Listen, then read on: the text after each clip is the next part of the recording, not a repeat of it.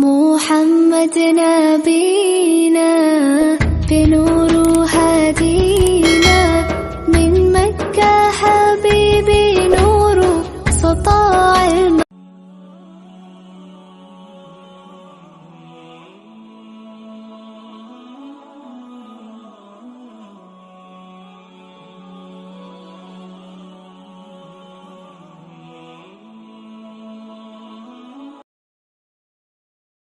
السلام علیکم ورحمۃ اللہ وبرکاتہ۔ ناظرین، ہم نے جنت زیور کی شروعات کر دی ہے الحمدللہ۔ آپ سے گزارش ہے کہ ہمارے چینل پر آئیے اور ویڈیوز کو پورا دیکھا کریں اور زیادہ سے زیادہ شیئر کریں اور سبسکرائب کریں۔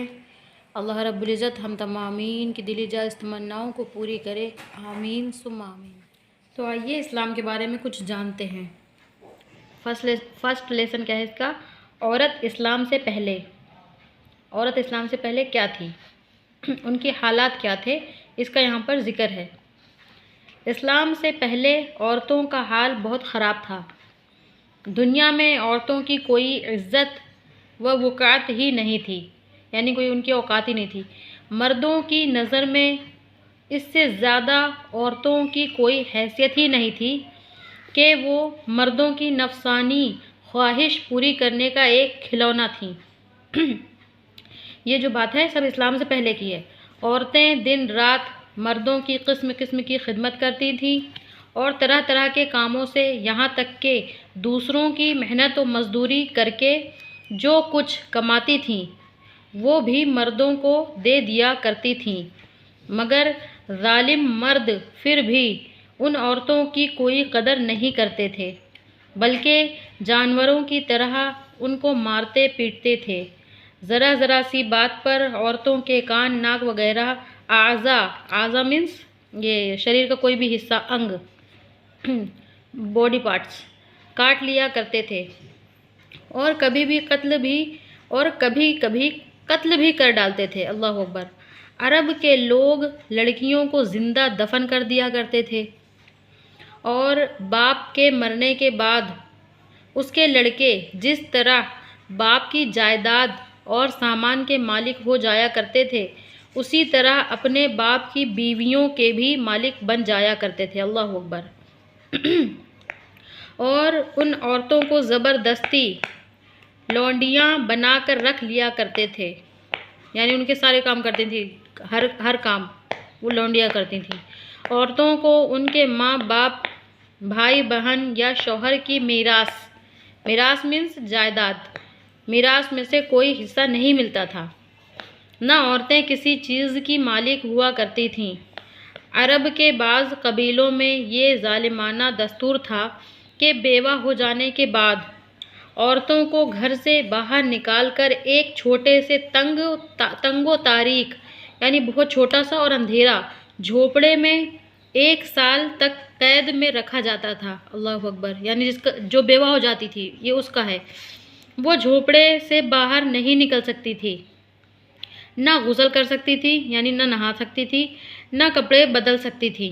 کھانا پینا اور پانی، ساری ضرورتیں اسی جھوپڑے میں پوری کرتی تھی۔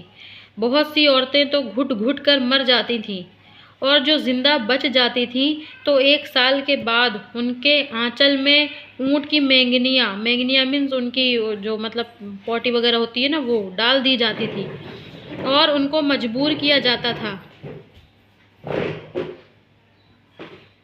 کہ وہ کسی جانور کے بدن سے اپنے بدن کو رگڑیں۔ اللہ اکبر۔ پھر سارے شہر کا اسی گندے لباس میں چکر لگائیں اور ادھر ادھر اونٹ کی مینگنیاں پھینکتی ہوئی چلتی رہیں۔ یہ اس بات کا اعلان ہوتا تھا کہ ان عورتوں کی عدت ختم ہو گئی ہے۔ اللہ اکبر۔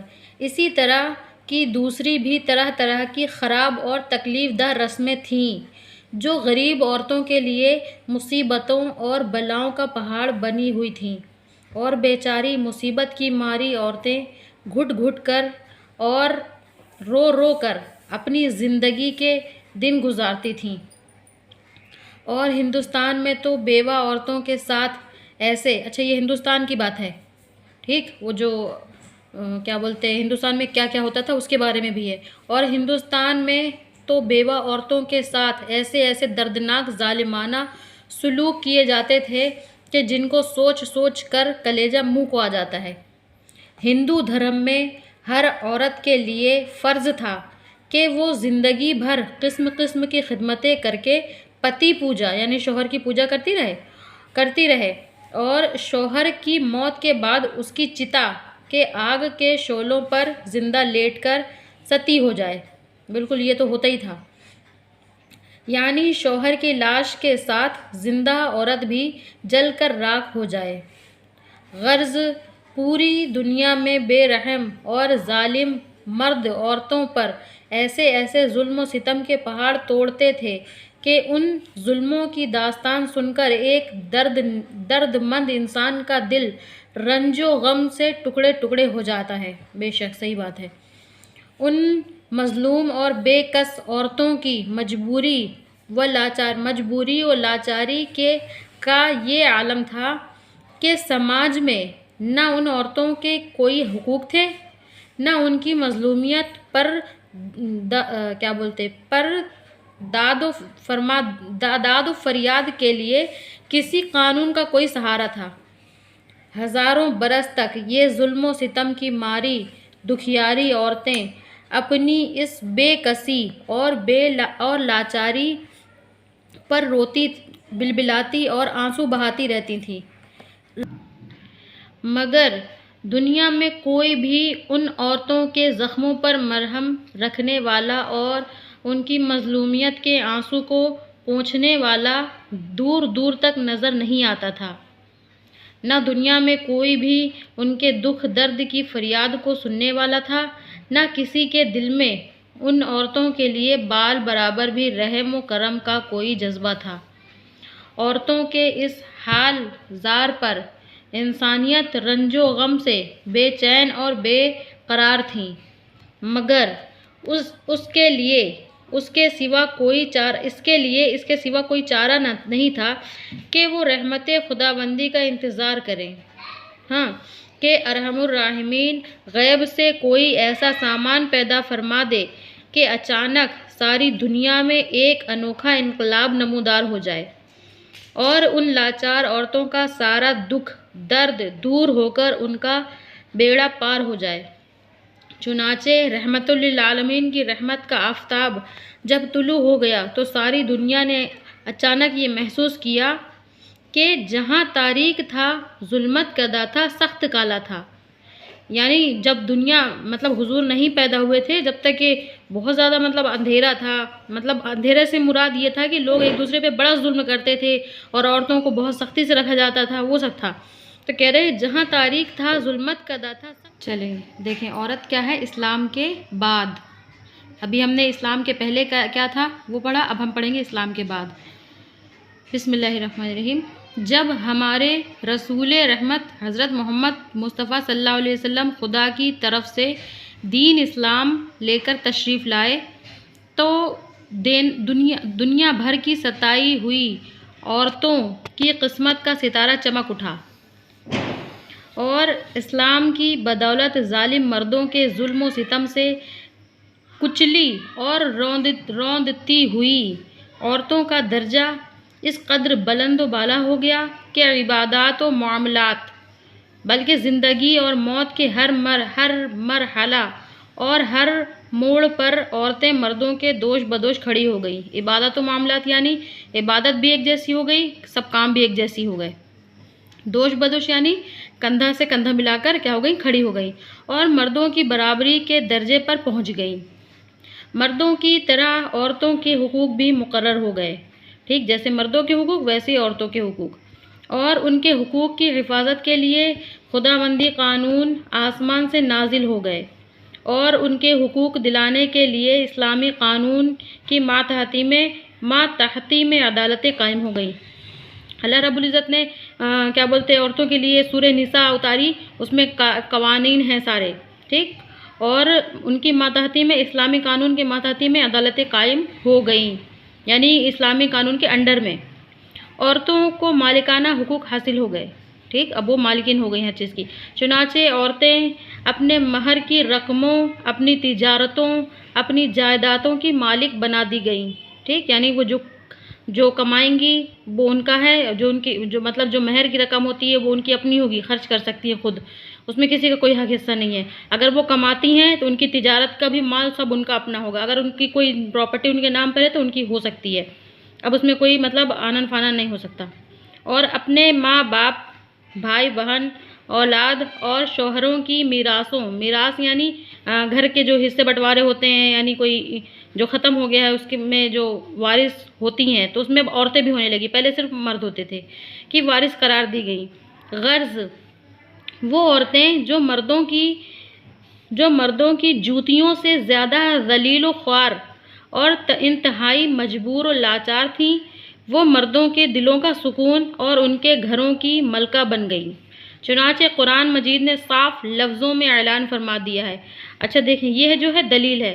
بہت سے لوگ کہتے ہیں کہ جنتی زیور جو ہے من گھڑت ہے، تو یہ دلیل جو ہوتی ہے نا، اس بات کا ثبوت ہوتی ہے کہ من گھڑت کتاب نہیں ہے، ٹھیک۔ دلیل کیا ہے؟ قرآن مجید سے خلق لکم من انفسکم ازواجا لتسکنوا الیہا وجعل بینکم مودۃ ورحمہ، یعنی یہ کس چیز کی صورت ہے؟ کون سے پارے کی؟ سورہ روم کی، رکو نمبر 3 سورت ہے سورہ روم، رکو نمبر 3۔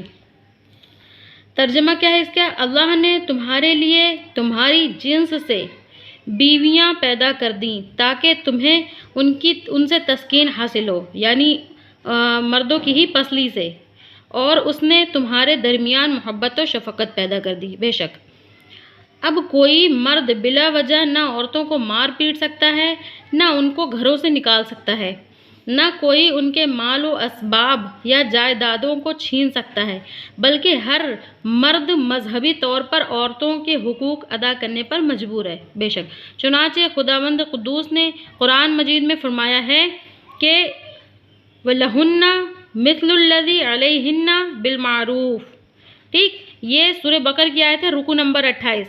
اچھا یہ رکو نمبر 28 ہے تو اس کا مطلب یہ نہیں کہ پارے میں تو 28 رکو نہیں ہوتے، یہ سورہ بقر کا کیونکہ سورہ بقر جو ہے وہ 2.5 پارے کی ہے، تو سورہ بقر کے حساب سے اگر 1 2 3 رکو کاؤنٹ کریں گے تو 28واں رکو آتا ہے، اور اس 28ویں رکو سے تھوڑا ایک پہلے یہ والی آیت ہے وَلَهُنَّ مِثْلُ الَّذِي عَلَيْهِنَّ بِالْمَعْرُوفِ۔ ترجمہ کیا ہے؟ عورتوں کے مردوں پر ایسے ہی حقوق ہیں جیسے مردوں کے عورتوں پر اچھے سلوک کے ساتھ۔ بے شک اور مردوں کے لیے یہ فرمان جاری کر دیا کہ وَعَاشِرُوهُنَّ بِالْمَعْرُوفِ، یہ کس کی آیت ہے؟ سورہ نساء رکو نمبر 3، ٹھیک، اور اچھے سلوک سے عورتوں کے ساتھ زندگی بسر کرو۔ تمام دنیا دیکھ لے کہ دین اسلام نے میاں بیوی کی اجتماعی زندگی کی صدارت، یعنی شادی شدہ زندگی کی صدارت اگرچہ مرد کو عطا فرمائی ہے، اور مردوں کو عورتوں پر حاکم بنا دیا ہے، تاکہ نظام خانہ داری میں اگر کوئی بڑی مشکل آن پڑے تو مرد اپنی خودداد طاقت و صلاحیت سے اس مشکل کو حل کر دے۔ لیکن اس کے ساتھ ساتھ جہاں مردوں کے کچھ حقوق عورتوں پر واجب کر دیے ہیں، وہاں عورتوں کے بھی کچھ حقوق مردوں پر لازم ٹھہرا دیے، یعنی اور اگر مرد پر ہیں تو مرد کو چاہیے کہ وہ کرے ہی کرے، کوئی بھی حقوق ہے جیسے کہ اس کا نان و نفقہ وغیرہ پورا کرے، اور عورتوں کی بھی چاہیے کہ جو عورتوں کے حقوق ہیں وہ عورتوں کو بھی پورا کرنا چاہیے، یعنی مرد کے گھر کو سنبھالنا، اس کے بال بچوں کو سنبھالنا، یہ سب چیزیں۔ اس لیے عورت اور مرد دونوں ایک دوسرے کے حقوق میں جکڑے ہوئے ہیں، بے شک، تاکہ دونوں ایک دوسرے کے حقوق کو ادا کر کے اپنی اجتماعی زندگی کو شادمانی و مسرت کی جنت بنا دیں، اور نفاق و شفاق اور لڑائی جھگڑوں کے جہنم سے ہمیشہ کے لیے آزاد ہو جائیں، ٹھیک۔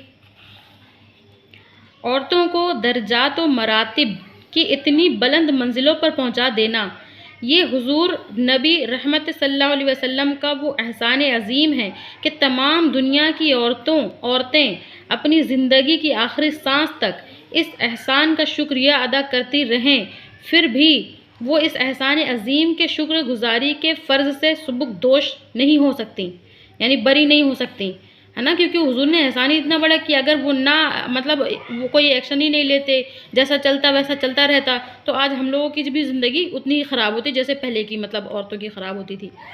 سبحان اللہ، تمام دنیا کے محسن اعظم حضور نبی اکرم صلی اللہ علیہ وسلم کی شان رحمت کا کیا کہنا۔ بے شک یہاں پر حضور کے لیے کچھ نعت ہے، نعت کے شعر ہیں۔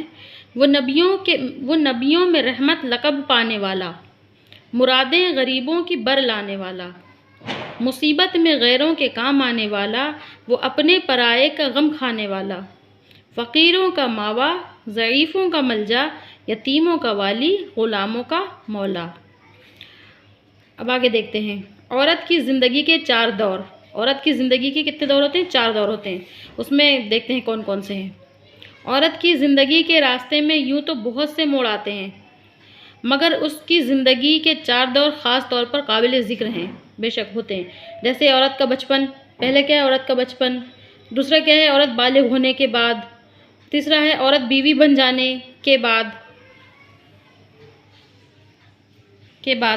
چوتھا کیا ہے؟ عورت ماں بن جانے کے بعد۔ تو یہاں پر جو ہے عورتوں کے بارے میں مطلب عورت کی زندگی کے جو 4 اہم دور ہیں، یعنی اس کا بچپن، پھر اس کی جوانی، پھر وہ مطلب بیوی بن جائے جب، اور جب وہ عورت ماں بن جائے تب، تو یہاں پر ذکر ہے، ٹھیک ہے، عورتوں کے بارے میں ذکر ہے۔ تو یہاں پہ کیا بتا رہے ہیں مصنف؟ اب ہم عورت کے ان 4 زمانوں کا اور ان وقتوں میں عورت کے فرائض اور اس کے حقوق کا مختصر تذکرہ صاف لفظوں میں تحریر کرتے ہیں، یعنی چھوٹا مختصر یعنی کم لفظوں میں، تاکہ ہر عورت ان حقوق و فرائض کو ادا کر کے اپنی زندگی کو دنیا میں بھی خوشحال بنائے اور آخرت میں بھی جنت کی لازوال نعمتوں اور دولتوں سے سرفراز و مالا مال ہو جائے۔ ٹھیک ہے، آگے جو ہے ہم اس کو نیکسٹ پارٹ میں پڑھیں گے۔ تو صحیح بات ہے، مصنف نے بالکل صحیح کیا ہے۔ یہ کتاب جو ہم لوگوں کے لیے چھاپی ہے، خاص کر کے عورتوں کے لیے، تو بہت ضروری ہے۔ اگر اپنی زندگی کو مطلب اپنے گھر میں، ماں باپ کے گھر میں یا بھائی کے گھر میں رہو یا شوہر کے گھر میں رہو، تو کس طریقے سے کس قاعدے سے رہا جاتا ہے، یہ بہت ضروری ہے۔ اس کتاب کو پڑھنے سے ہم کو بہت زیادہ علم سیکھنے کو ملتا ہے، تاکہ ہماری آگے کی زندگی جو ہے وہ مطلب پریشانی میں نہ گزرے۔ اس کے لیے ٹھیک ہے، اللہ رب العزت سے دعا ہے، اللہ رب العزت ہم تمامین کو خوب علم سیکھنے اور سکھانے کی توفیق عطا فرمائے، آمین ثم آمین۔ اور اللہ رب العزت سے دعا ہے کہ ہمارے والدین کا سایہ ہم پر محفوظ رکھے اور ان کی عمروں کو طویل کرے، آمین ثم آمین۔ السلام علیکم ورحمۃ اللہ وبرکاتہ۔ السلام جان عالم، السلام ایمان